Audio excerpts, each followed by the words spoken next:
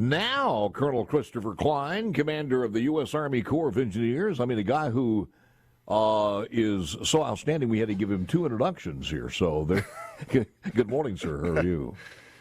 Good morning, sir. Great to be here. Thanks for having us. I'm going to ask you a question. Just the commander of the Vicksburg district, not the whole Corps of Engineers. There's not the whole Corps. Somebody much more important than me. Well, let's hope they didn't hear this then. Yes, sir. Arkabutla is one of those strange things. I grew up in fishing in literally hundreds of hours on Grenada and Enid and Sardis.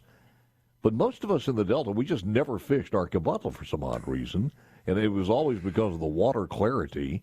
Now, this might be out of your bailiwick, but why is there water clarity different there? That is way out of my bailiwick, sir. It's probably about the source, where it comes from. I guess so.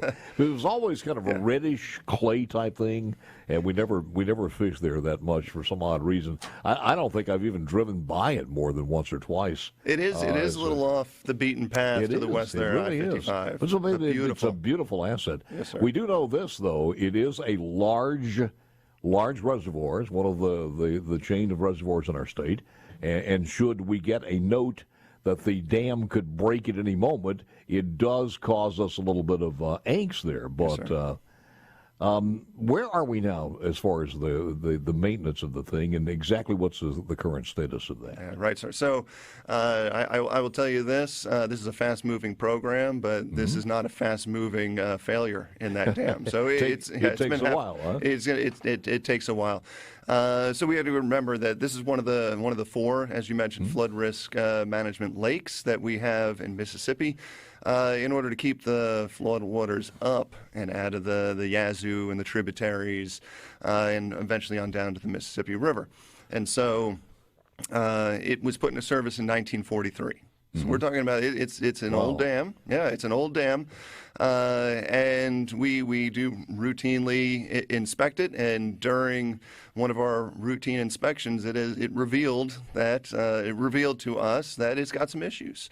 The great thing is we send out a message across the Corps of Engineers and bring in the experts, not only my dam safety experts, but also the folks from the Dam Safety Modification Center of Excellence. They've come in and started reading data of what's happening underneath the dam, and let us know that the integrity along the outlet is failed.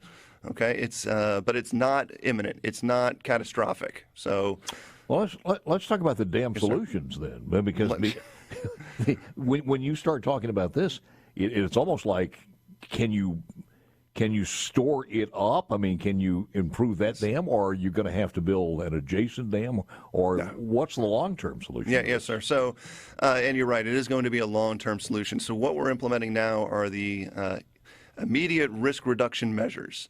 First one being lowering the level of the lake. So what we learned is what's happening underneath the outlet. It is caused by the level of the lake. So the level of the lake drives what is happening underneath the outlet. And so what we want to do, or what we are doing, is bringing the lake level down to elevation 210. And what that's going to do, it's going to relieve the pressure gradient that goes through the dam and stop the erosion that's happening underneath there. We're also then taking a look at the drainage basin, so the Stilling Basin. And again, remember, 1943 technology, what was in there to relieve the underwater pressure that goes through the dam were unfiltered weeping holes.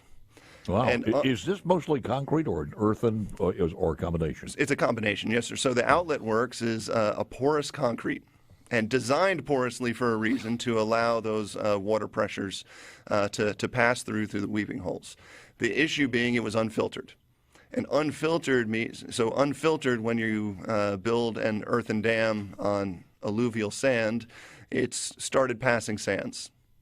Over 80 years, it is starting passing the sands. Good news is we've got solutions. Immediate risk reduction measures are to lower the lake. And then we're working with the dam safety community as how we're going to put in relief wells and ultimately get to full remediation of the dam. What does this do to the overall recreation to keep it down at that level? Great question, sir. So it will be at elevation 210 for an extended period of time. That is not going to impact any of the camping. So all of our recreation sites, unless you're camping on the water, but there will still be water in the dam. It's also going to so right now, and we can say through Memorial Day weekend, all access to the boat ramps will be open. And I'm working with because we're lowering the lake level right now at about 3 to 5 inches a day. What does that do to overall or average depth? I mean, because are we talking about some spots just not traversable? I mean, is it 5 feet deep or 20 feet deep, or what are we talking about as far as boaters are concerned? Right. So yeah, probably when you get into the upper stretches where the tributaries come in, but the main lake itself will still have depth for boating. And I'm working with my recreation managers there to know where the boat ramps end. Yeah. And also look for solutions of what can we do to Are there any extend railroad tracks or anything like that underneath that we don't know about? Like, for instance, several of the other places, there are old railroad tracks before they were flooded that may be exposed or may be of tremendous danger to skiers or boaters. Yeah, not that I'm aware of, sir, but that's a great question. And the great thing, thank you for having me on today, and we look forward to continuing this conversation to have more folks come on routinely as we go through the remediation process. How long do you think this is going to take? Any idea? Interim risk measures will be in the so we will have the pool to a safe level, to that safe level of 210, and be able to assess what's happening at that point. That's June 20th is the current. So as long as we have average rainfall here in Mississippi, we anticipate to hit that on June 20th, and that's what we'll call stabilizing. So stabilize, investigate, and then the long-term solution it'll be years. We'll be measuring that one in years, sir. That's what I was going to say. This is not going to be solved in a couple of years. It's going to take a while. It is, yes, sir. It could be exacerbated, though, and really begin to worry some people as far as the overall integrity if we have higher rains or if you see that erosion taking place at a faster clip. Then what do you do? So the interim risk measures, what they are going to do, we're going to stabilize. We're going to stabilize that pressure gradient that's creating the erosion. And with concrete down there. So there are multiple options. First is get the lake down. Once we get the lake down to elevation 210, and that doesn't mean 200. That's 210 feet above sea level. So really what you see going now over the outlet works and towards the toe of the dam is really just a few feet over that. And so what we're doing is we're balancing the pressure. Other options, we're going to look at building a weir, so a small dam just a little bit downstream to increase the pressure up there and stabilize it. So we're not doing it so that we're not getting back and forth erosion anymore. A side question here. Have you guys done any computations at all or have a figure where mathematically there will be some changes because of the effect of the Yazoo pumps? Does that matter at all in the Corps of Engineers as far as the reservoir is concerned? Yes, sir. Great.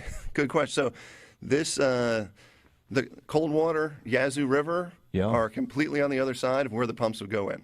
So it really doesn't have it doesn't affect how you can release water or retain water one way or the other. The delta and where all four where all four lakes feed into are completely separate from the delta and what's going to be going on with the Yazoo backwater project.